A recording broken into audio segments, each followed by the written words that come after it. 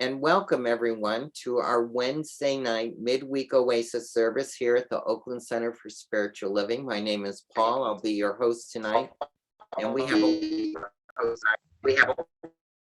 have a wonderful evening planned for you tonight. Sometimes we say, what is the oasis? And our oasis is the place where we come midweek to bridge our Sunday service. It's a place where we can come and refresh ourselves between Sundays. So that's why we call it the oasis. So I welcome you all here tonight. Our intention is that this evening, this gathering, be informal, intimate, and rich. We're celebrating Women's History Month as part of our Wednesday night and Sunday services. So yay for our ladies, if I may, that contribute so much to our world, both our physical and our spiritual world. We honor and celebrate you tonight. I think spring started on Sunday, wasn't it? And so, yeah, so the birds are chirping at my house and crocuses are poking their heads up, and we've had a little bit of rain here, which is a blessing. And we encourage you to pray for rain here. Dr. Judith has a rain stick she shakes regularly for us to get days. Yes, so thank you for that, Dr. Judith. Our annual theme is Wonder, Wonder Everywhere, and our monthly theme is Play. And we've been playing a lot this month. If you're joining us here for the first time, John, I understand, is here for the first time. We welcome you. You obviously found our homepage. And in the lower left-hand area is a place you can sign up to receive our Village News newsletter. And that will tell you everything that's coming up in the week ahead. All the Zoom links, all the in-person information. Definitely check out our events page. You'll hear me talk about that a little bit more later in the evening, because a lot of great events are happening through the digital and physical parts here at the Oakland Center. Please, if you haven't done it already, please mute your camera and your microphone. If you do that now, and our Zoom, if not, our Zoom team will do it for you. That will improve the quality of the transmission. So we appreciate that. And please stay for the special and important announcements at the end of our program tonight. We will be reading the covenant, calling in for our new minister. And it's a ritual we do on Sundays and Wednesdays. And we know it's a great practice, and we encourage you to stay for that. And that will be towards the end of our program.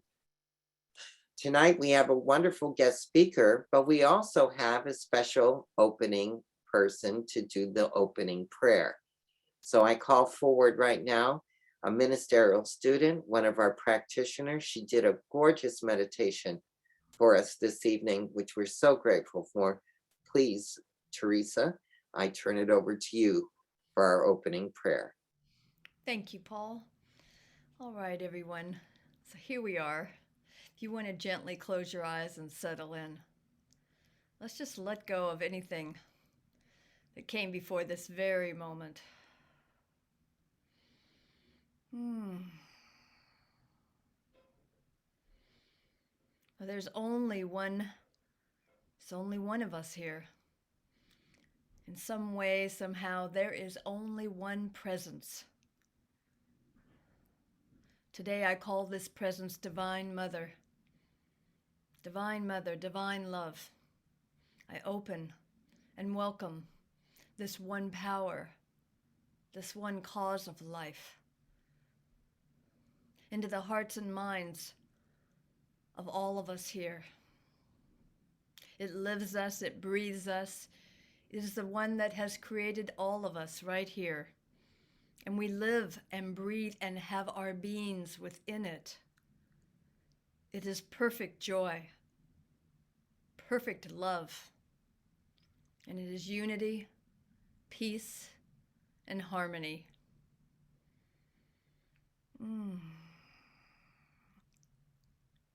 There's this one heart, that we breathe into together this evening as we open our receptive to Practitioner Judith's wisdom that guides us perfectly to our open minds and hearts, to receive the joy that is already within us now, that we open more and more to the joy and the love that lives within us. And it overflows, opening our hearts and minds, overflows out into all the world. We get to giggle and dance and love each other up this evening as we listen to her wisdom and word tonight. And it is good, and we celebrate this together in unity, in harmony. And I surrender my word, knowing all is well, all is good. The divine is right here, sustaining and supporting all of life. I let go, and I release my word, and so it is. And so it is. So it is. Thank you, Teresa, so much. Our speaker tonight is going to speak on So Happy Together is what was announced. And she is Practitioner Judith Roberts. Judith, I have a special message from Reverend Jerry, who couldn't sign on today. She sent me a note to say she's so sorry. She loves coming to Wednesday nights, and she's particularly sorry she can't be here tonight.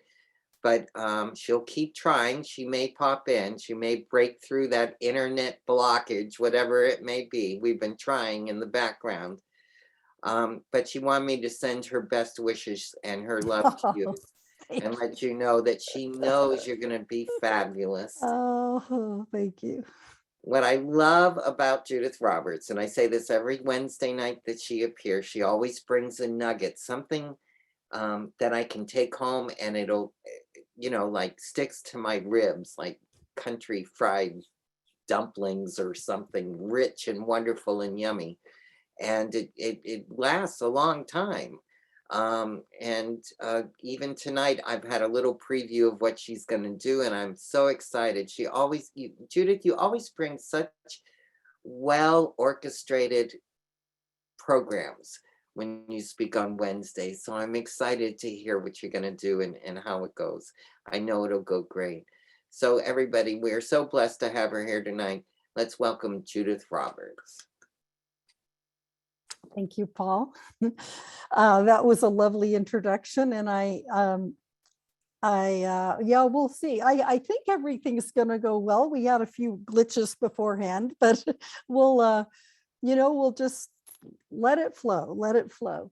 And I also want to thank Teresa for her lovely meditation and opening prayer, and the affirmation she gave, which said, today I open to the divine and let joy and happiness runneth over. I just loved that because she spoke exactly to what I'm going to be speaking about, which is joy and happiness. As Paul said, our monthly theme is play, and our topic tonight is So Happy Together. And I thought, well, this is so appropriate because we've all been in it's been a very challenging 2 years. Many of us have been isolated. Many of us have been lonely. I've talked to a lot of people that have been lonely. I've been lonely at times. Those of us who had COVID, which includes me, had to quarantine, and that was no fun, especially if you're a social person. And so I thought this whole thing of So Happy Together is a perfect theme for now, because it seems like we're gradually coming out of this difficult period. So how do we come back together? What brings us back together? Well, and how do we engender joy and happiness? I have been listening now for a while to an audible book, a book on tape, an audible book called The Book of Joy. And this is, it's by Douglas Abrams, and it's the result of a 7-day meeting between His Holiness the Dalai Lama and Archbishop Desmond Tutu. Desmond Tutu traveled to India, to Dharamsala, to meet the Dalai Lama for, this was like maybe the 6th meeting they've had in their lives. And he was ill. He had prostate cancer, and he made the trip anyway. And I think they were both in their 80s. And Douglas Abrams was there, and he recorded and documented the entire week. And one of the things they talk about is the 8 pillars of joy. And I have put those, I'm putting them in the chat right now, what the 8 pillars are. And I'm also going to say what they are. They are perspective, humility, humor, acceptance, forgiveness, gratitude, compassion, and generosity. And of those, I am going to focus tonight on the 3rd one, which is humor. Because humor just opens us up, brings us together, lightens our load, and we can, and it goes hand in hand with play. I'm going to read you a couple of quotes about humor first. The first one is by Victor Borge, and he says, what soap is to the body, laughter is to the soul. Laughter is the shortest distance between 2 people. And I think that's beautiful.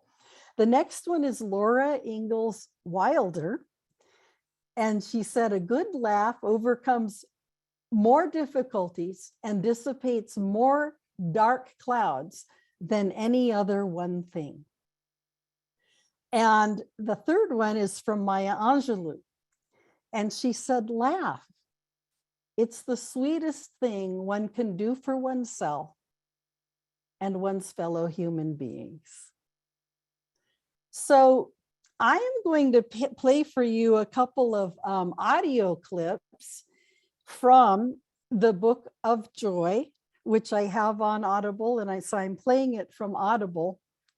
I had hoped to have a visual for you of Desmond Tutu and the Dalai Lama together, but that didn't work out. That was one of the glitches that we had beforehand. So I'd like to invite you to just take this in, take these 3 clips in. They're going to last together about 5 minutes. And then we're going to go into breakout rooms. Probably, I think we're probably doing 2 people in a room. And I'm going to ask you to share some things based on what we hear. So let's begin. Judith, don't forget to take out your headphones. Oh, yes. Thank you. Sorry Yes. for We interrupting. learned that. Sorry for interrupting. We learned that when we were practicing beforehand. Okay, so this is the first clip. And here we go. Is much better. One of the most stunning aspects of the week was how much of it was spent laughing. At times, the Dalai Lama and the Archbishop seemed to be as much a comedy duo as 2 venerable spiritual teachers. It is their ability to joke and laugh and poke fun at the ordinary pieties that so righteously violates expectation. When a Dalai Lama and an Archbishop walk into a bar, you don't expect them to be the ones cracking the jokes. Having worked with many spiritual leaders, I'm tempted to see laughter and a sense of humor as a universal index of spiritual development. The Archbishop and the Dalai Lama were certainly at the top of that index, and they skewered humbug, status, injustice, and evil, all with the power of humor. They and everyone around them were constantly guffawing, chortling, giggling, and belly laughing throughout the week, as moments of great levity were spliced together with moments of profundity and sanctity. So often their first response to any subject, no matter how seemingly painful, was to laugh. It was clear that humor was central to their joyful way of being. But why? Okay, that's the first clip. And that was Douglas Abrams narrating. He narrates the book. So now we're going to the second clip, which is a story about the Dalai Lama handling a very tense situation with humor.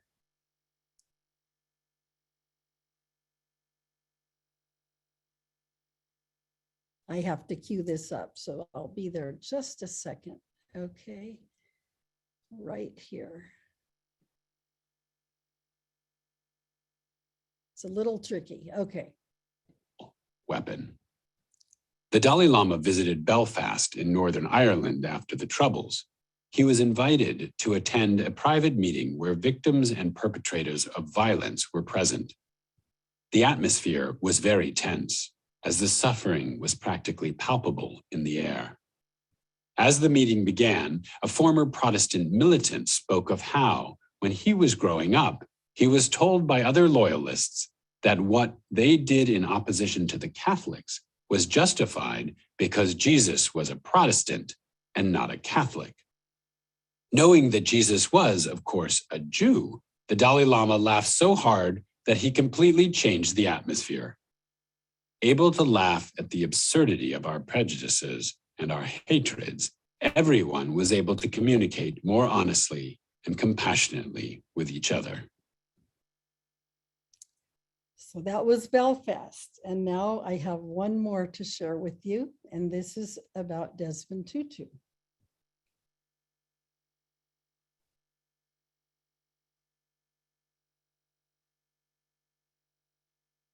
Well, yes.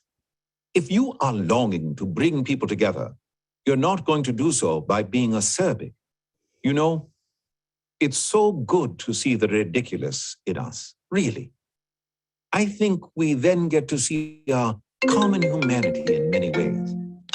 Ultimately, I think it's about being able to laugh at yourself and being able not to take yourself so seriously. It's not about the belittling humor that puts others down and yourself up. It's about bringing people onto common ground. If you can manage to downgrade yourself, if you are able to laugh at yourself and get others to laugh at you without feeling guilty that they are laughing at you. The humor that doesn't demean is an invitation to everyone to join in the laughter. Even if they're laughing at you, they're joining you in a laughter that feels wholesome. When you and the Dalai Lama tease each other, I added, it does not feel demeaning at all. Yes, the Dalai Lama and I tease each other, but it is a statement of trust in the relationship. It's an indication that there's enough of a reservoir of goodwill that you're really saying, I trust you, and you trust me, that I know you will not undermine me or be offended by me. I'm just thinking that we're so very apt to belittle because we are also so unsure of ourselves. And we think that the best way of asserting who we are is by putting you down. Whereas this kind of humor says, come, stand next to me and let's laugh at me together. Then we can laugh at you together. It does not belittle either of us, but uplifts us, allows us to recognize and laugh about our shared humanity, about our shared vulnerabilities, our shared frailties. Life is hard, you know, and laughter is how we come to terms with all the ironies and cruelties and uncertainties that we face. So those are the clips. And that was just a couple of sections from the chapter on humor. It's really profound, this book, and I recommend it if you have a chance to listen to it or read it. So now what I wanted to do, because I loved them talking about self-deprecating humor and how, you know, how we can have so much fun if we can laugh at ourselves. And so I wanted to invite us to go into breakout rooms and share two things with your partner or partners in the breakout room. Share a story about a time when you were really, really able to laugh at yourself, and share what happened. You know, what happened that caused you to laugh at yourself?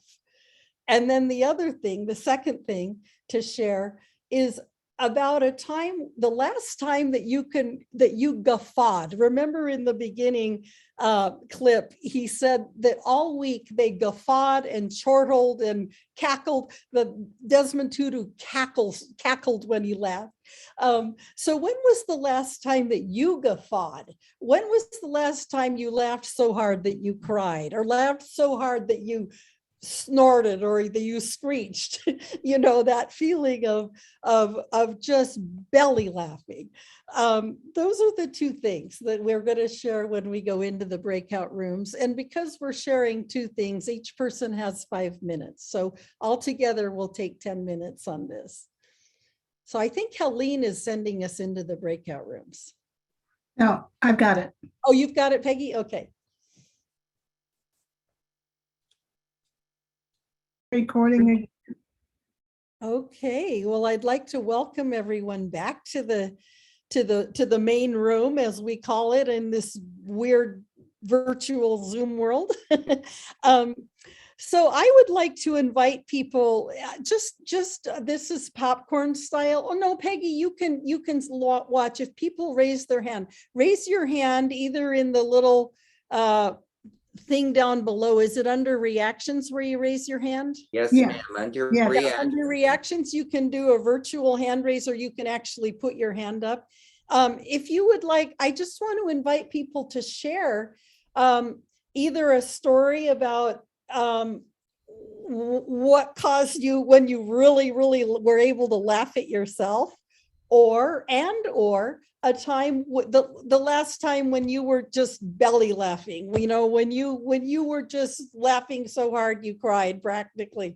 Who would like to start? Who would like to offer?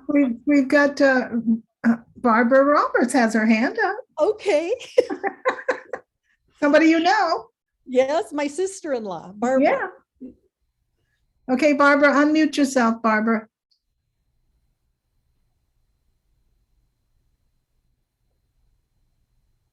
Okay. Can you hear me? Yes. Yes. I think I'm okay. Yeah, Yeah, we can hear okay. you fine. The last time, okay. The last time I was really laughing, Jude Roberts is my sister-in-law. When she and my other sister-in-law, Kate, were visiting, we were just sitting at the kitchen table, and I think it was before or after dinner, I can't remember. And one of them said something funny and they started laughing, and then the other one started laughing, and then I was just sitting there listening, and then somebody's laughter changed, like, oh,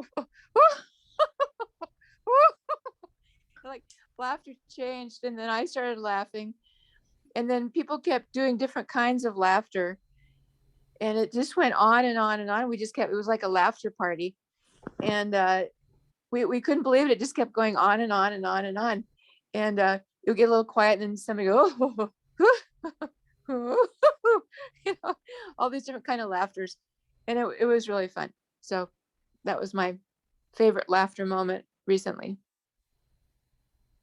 Thank you, Barbara. And if I was going to share mine, it would be the same one. We just couldn't stop laughing. It was hilarious. It was like laughter yoga. That's so funny. Margaret, ready? Maggie? Yeah. Unmute yourself, please. I was actually not, I was just waving to Barbara. Oh, But I'll just say that I've been trying to laugh with late night TV before I go to sleep after watching news or whatever. If I watched anything serious, I try and in the night with some laughter up from there's 3 different shows that come on pretty late that I can end with some laughter. Colbert and Seth Meyers, I think, and one other one. I can't think of his name.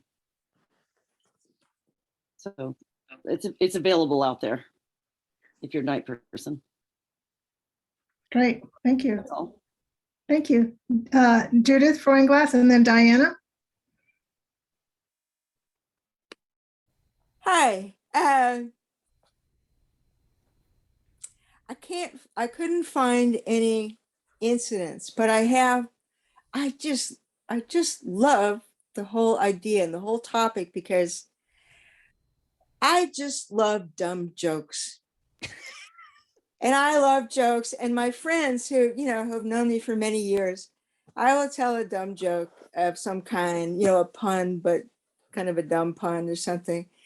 And I will just go off into gales of laughter, and they will tolerate me and they'll laugh with me, but only because they're my friends, not because they think it's particularly funny, but I don't care, and I've always loved that. Like, as I was saying to Lewis, one of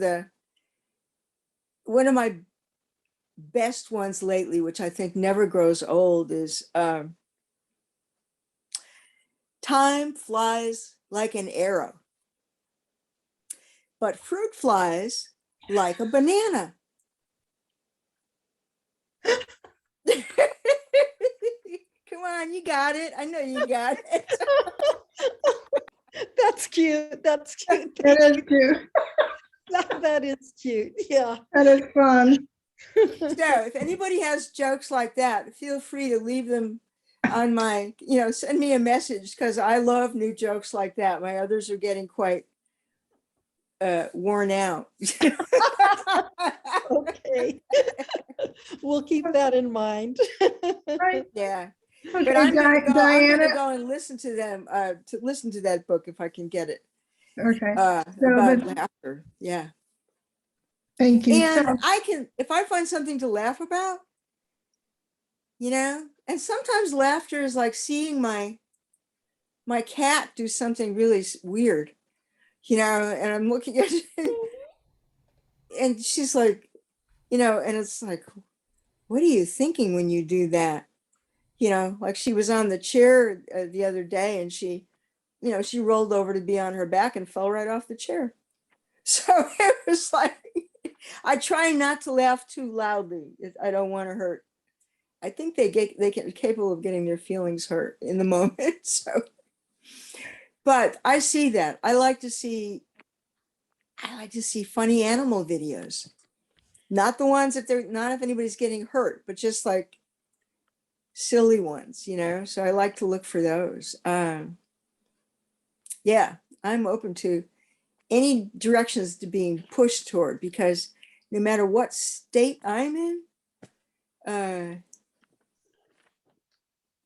it kind of wipes the slate clean for the moment. Yeah, it does. Anyway, thank you for the topic, and I'm complete. Thank you, Judith. I think Diana was next, and after Diana, we've got Sherston. And I see Barbara's hand is back up. Okay. Barbara Roberts. I couldn't. Well, okay. The last time I laughed at myself, it was last Sunday when I had. I noticed that I had put all three of the trash cans out Saturday, and on Sunday I noticed, today is Sunday. Today is the day to put out the trash, tonight, because it's picked up on Monday. So my next door neighbor, we share the trash cans, and we, I thought it was kind of hilarious. So I texted her that I had done that, that once again, I had gotten the days wrong. And she took it that I was apologizing because maybe she was going to have to walk a few more steps to put her trash in the trash cans. So I got a laugh out of it, but not as much as if she had thought it was funny too. But one thing that I've started doing is, because it's very hard to get a lot of laughter going when I'm by myself, I've found. because, you know, there's nobody to make a joke to. But I got into, you know, I was old enough to see the old I Love Lucy things. I was 8 years old, 9 years old, 10 years old, and they were so hilarious. And I watched the two Lucy show movies that have just been shown. The best one I thought was Being the Ricardos, which I've watched 3 times.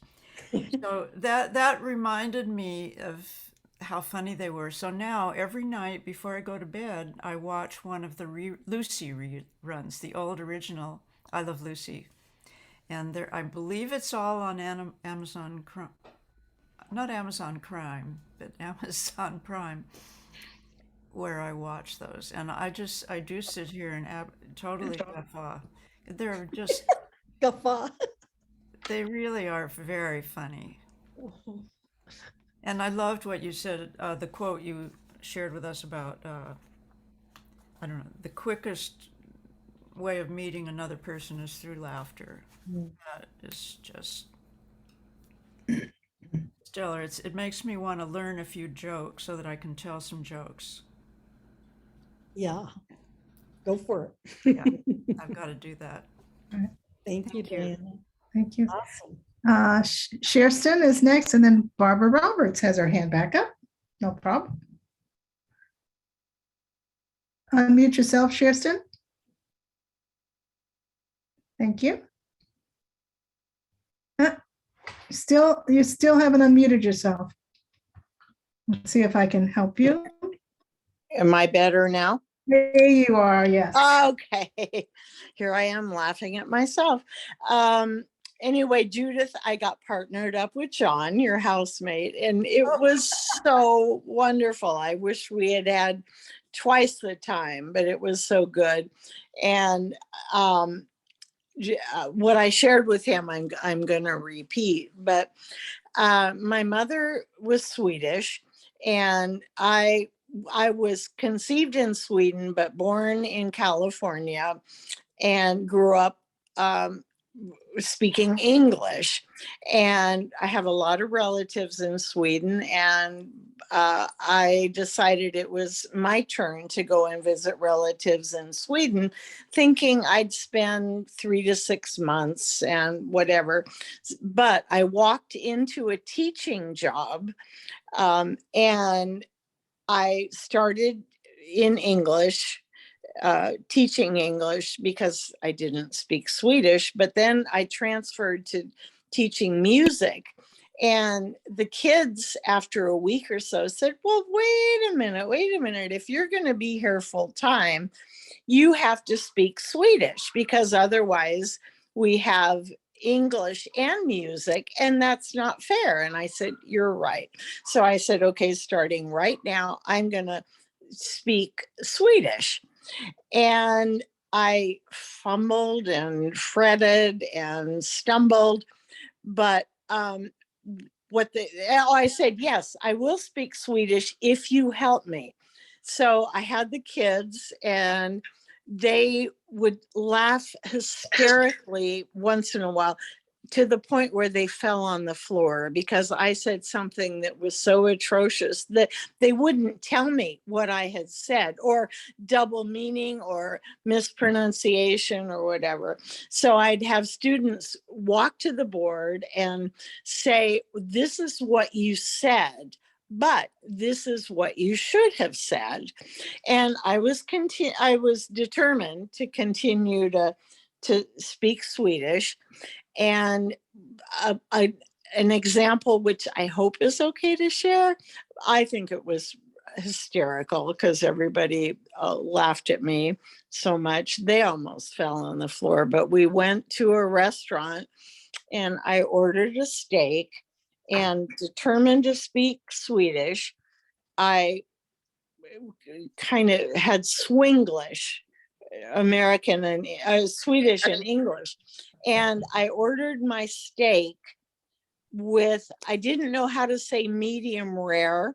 So I ordered my steak with a little pinka, which I thought was pink, but it wasn't. I ordered my steak with a little P in the middle. And everybody, oh, the whole restaurant practically fell over laughing. And it was like, okay, well, I'm trying, and okay, the joke's on me. But I kept going. And, and in 3 months, I was teaching in Swedish, but I went through many episodes like that where everybody was laughing at me and with me, and I had to laugh at myself. And I'm complete. That's a great example. Learning a language, those things Embarrassing. They just happen over and over again. Over and over and over. Yeah. But I did it, and I still speak Swedish today. Well, good for you. Good for you. And that's wonderful. You learned the language.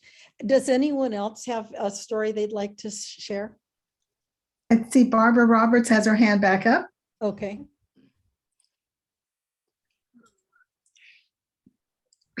I would just like to share a favorite joke. Can you hear me okay? Yes. Yes. Okay. What did the drummer name his twin daughters? Give Rap up. and tap. Any other Okay, ideas? spill the beans. Ba-dum-bum. And a 1 and a 2. Cute.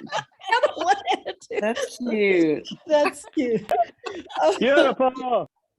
Okay. Well, I thank you, Barbara. I'm going to just quickly share a story of mine when I got a chance to laugh at myself. And this was fairly recently.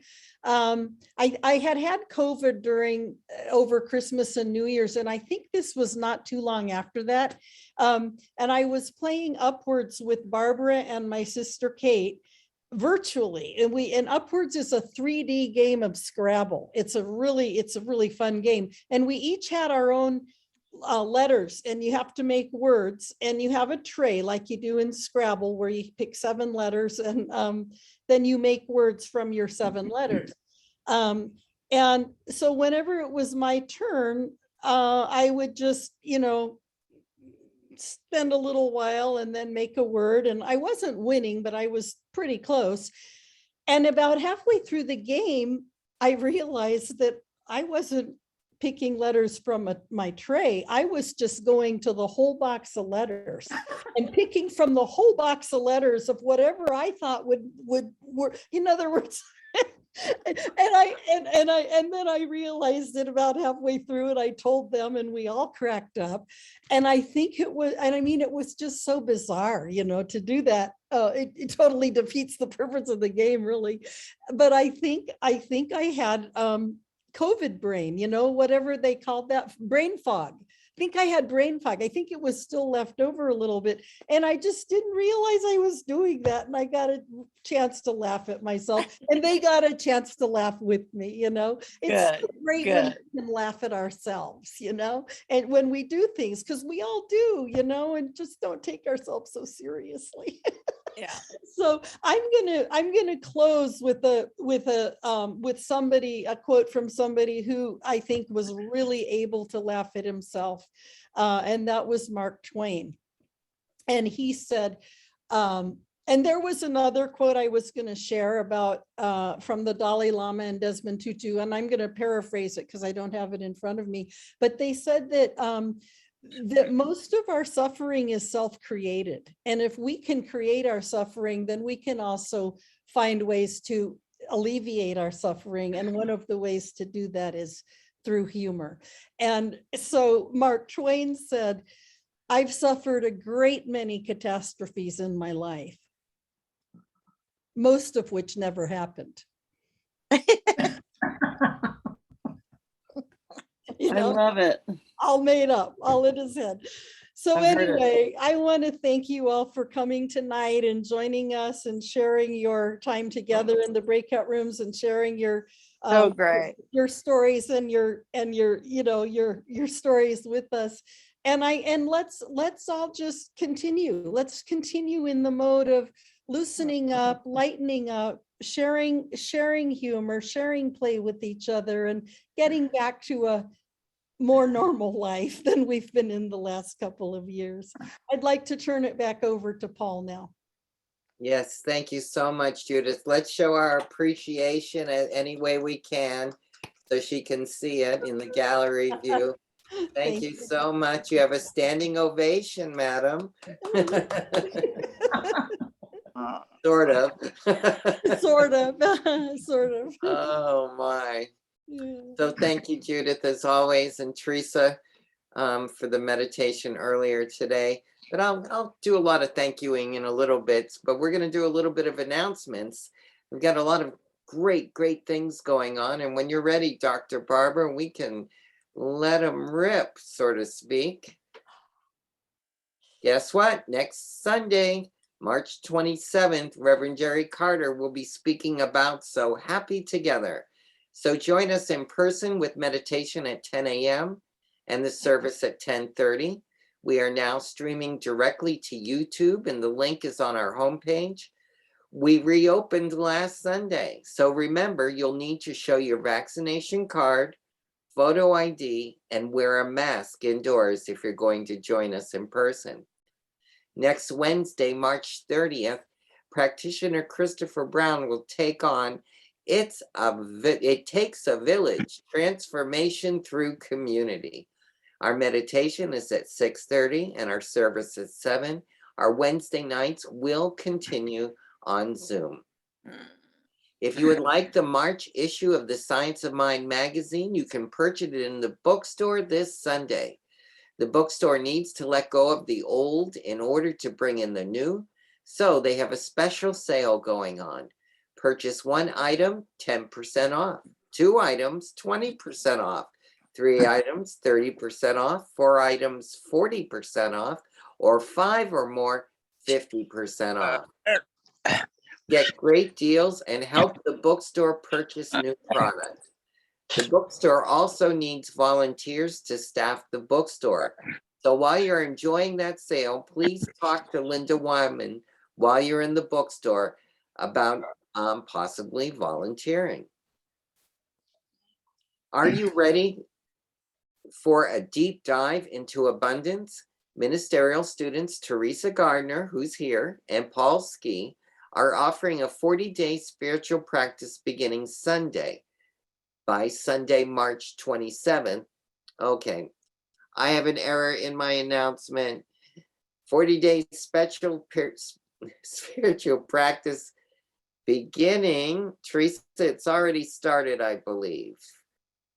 But if you would like to join on Mondays, it's March 28th, and you need to register on our webpage by Sunday, March 27th.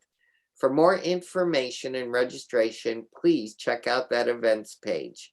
This is a Zoom event, and a love offering is gratefully accepted. Join Diversity Circle on Friday, March 25th at 7 p.m. for a juicy discussion on the topic Dismantling Patriarchy in the World Religions. A panel of women from Buddhism, Christianity, Hinduism, and Sufism will speak about the effect of patriarchy on the development and the practice of these world religions. This will be held online via Zoom, and your love offering is greatly appreciated. The Vision Board Party is back. It's never too late to create a vision for your life. Join Deborah Jackson and 29 others on Saturday, April 2nd from 11:30 to 4:30. Attendance is limited, so sign up now. Everyone who signed up for the December party that was postponed is still signed up. Information is on the events page. The season for nonviolence ends on Monday, April 4th. Join with others in the social hall after Sunday service on the day before on April 3rd at 12:30 to discuss your experience. Coffee, tea, and snacks will be provided. And always, for information on all that is going on at the Oakland Center, visit our website. Be sure to check our events page, and don't forget you can follow us on Instagram, YouTube, and Facebook. For special updates, content, and other things that you'll only find by liking and subscribing to OCSL. Now, I don't have a slide for the next announcement, but I think it's important. On our events page, where all of our events lives, we have a special one going through the end of the month. And it's called Prayers for Peace. And it's a Zoom event every day at 1 o'clock Pacific time. We are now meeting for about 10 to 15 minutes daily, and it's led by Reverend Natalie Linguri, the spiritual leader from the Center of Spiritual Living in Geneva, Switzerland. And we focus on inner peace and send it out to the world. It is a powerful practice, and it is making a difference. Some practitioners from Crimea join us when they can. We hear also from those inside Ukraine and those who are in Hungary, helping those who have fled. They are courageous women who are so grateful for our support. I encourage everyone to check it out. They've expanded the size of the Zoom room to accommodate. We have over 60 people joining every day, Monday through Sunday at 1 p.m. I highly encourage you to take a visit and see all of these wonderful people that are all over the world, just like they are tonight. It's just a wonderful event. So now we'll read the new minister's covenant together. I ask you that you leave your microphone muted and follow along with me. So I take a nice big cleansing breath in and release it as we read the new minister's sacred covenant. There is only one life. This life is good. This life is God. This life is my life now. In knowing that I am one with this life, that is God, I therefore know that I am one with all of its blessed expressions, which includes the presence of a new minister for my beloved spiritual community. Because I know that the highest purpose of my new minister is to reveal spirit, I therefore know that my new minister is a revelation of God as wisdom. I further know that my new minister is the fulfillment of that which has been promised by Spirit. For it is written, I am filled with divine wisdom. I allow divine mind to fill my mind now. As I stand in agreement with my beloved community, I see my new minister revealed before me as unity in the community. I now intend to experience my new minister in full cooperation and agreement with my community, knowing this truth about myself.